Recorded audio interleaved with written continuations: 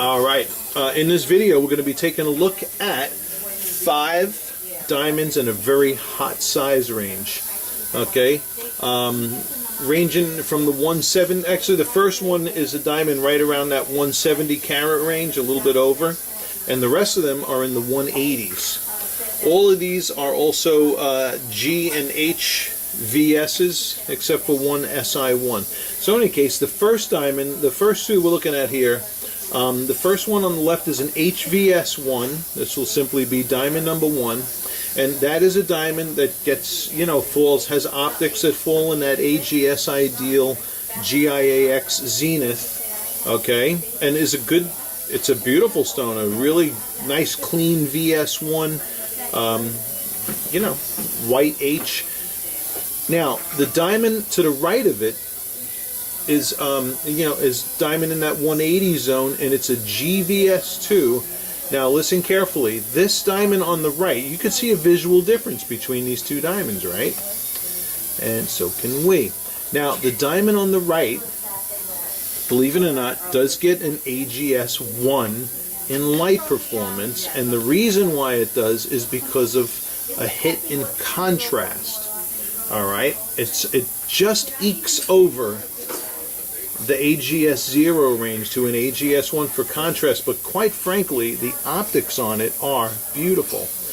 It's it's the crown angle's a little bit. I'm sorry, not the crown angle. We have the crown angle and the pavilion angle a little bit on the shallow side, but we don't see a negative effect on it. And in fact, it is a beautiful stone. So.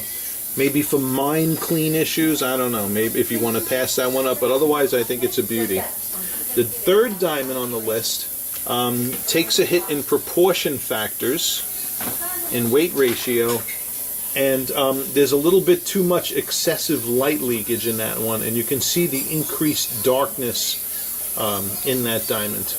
Okay, so between these three, number 1 would probably be the more mine clean diamond. Number 2 is an absolutely gorgeous diamond, although it does get AGS1 in the optics. Third one, a little bit too much light leakage and also takes a hit for proportion factors. Okay. The fourth diamond, okay, is another beautiful stone. That's an HVS1. By the way, that third one that we put in there was an HSI1. So we got HVS1 on the left, HVS1, GVS2, and HSI1. All right. The last two diamonds in this lineup, this one here, is another HVS1, okay, and that diamond also has optics that fall in the GIA XXX AGS Ideal Zenith. Alright, so that's another goodie. This one here also has optics that fall in the GIA AGS Ideal Zenith. Okay, so these last two, you got HVS1, HVS2, diamonds number 4 and 5 in this lineup.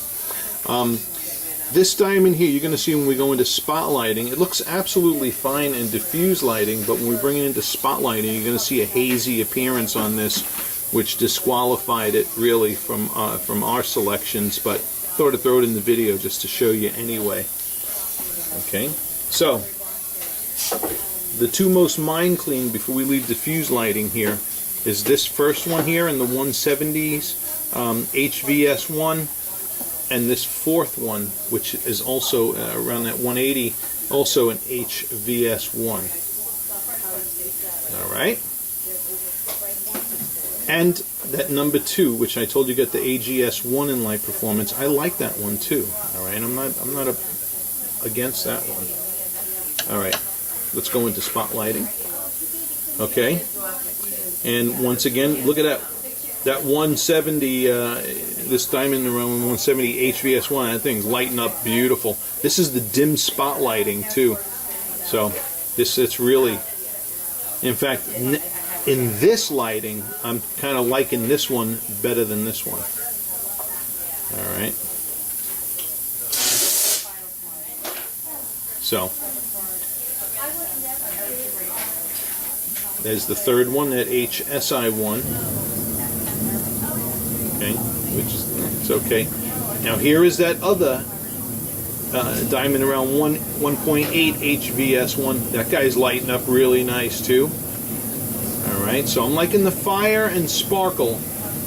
Those two diamonds that fall in the zenith of the GIA XXX ideal range. I'm really liking the fire and sparkle on those two. Probably the most, yeah, of the ones we called in. And now here's that last one again. I'm seeing if we're gonna pick up the haze on the camera. And I think you can see it. It's a little bit of a hazy crystal.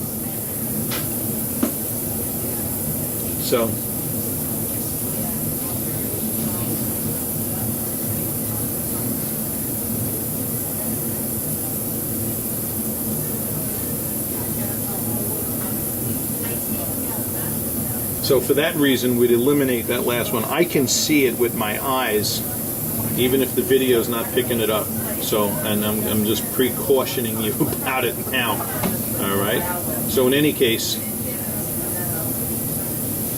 the first and the fourth are my favorites. All right.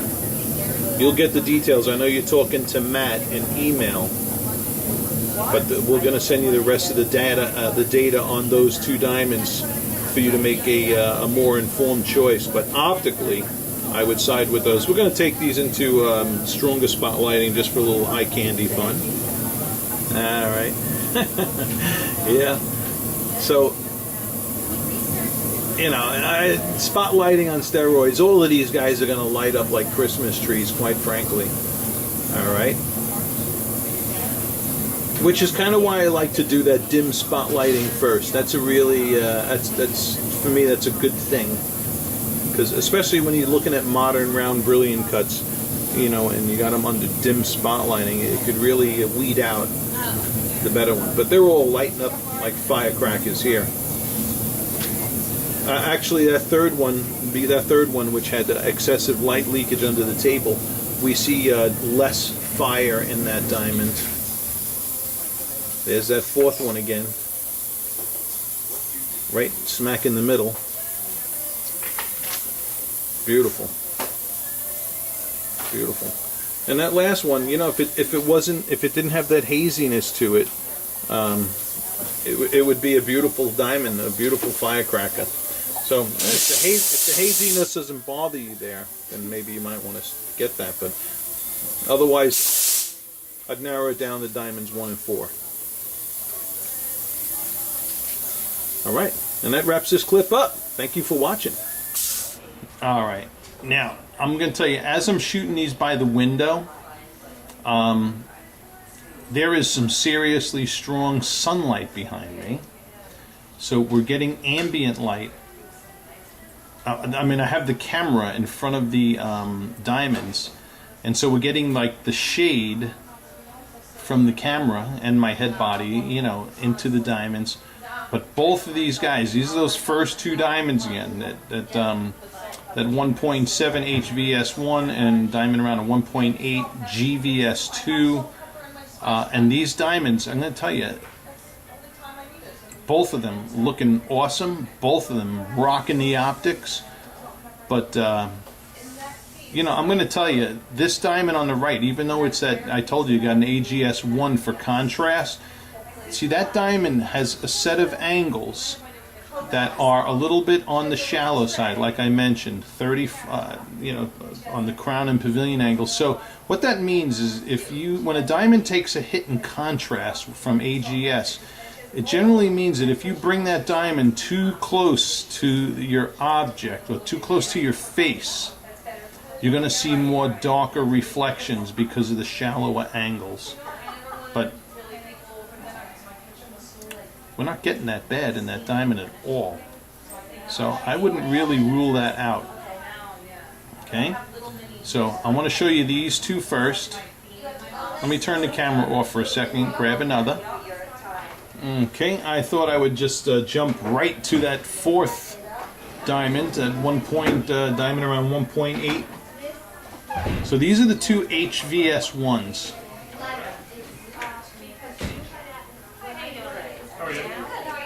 And these are the ones that had the best brightness, fire, and sparkle in all the indoor lighting conditions. And here you go, side by side in natural ambient daylight.